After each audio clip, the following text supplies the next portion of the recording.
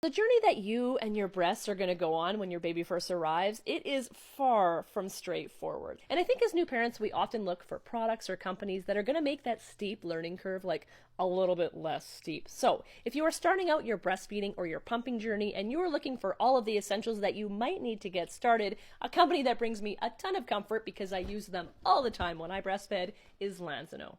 It's like Christmas. This includes breast pads, which are really good once your milk has transitioned, obviously, to keep your clothes milk free. But they are also good in the beginning because if you are using any kind of balm or lanolin, which they do include in the kit as well, it's going to make it so that those balms don't get on your clothes and cause any kind of staining. This also doubles really nicely as a chapstick for your lips because the hospital air is super dry. There are also breast milk storage bags in here. I went through a ton of these because I was an oversupplier and my baby would never take a bottle. These are great. They froze well, they didn't leak on me, and we were able to donate a bunch of milk to the NICU.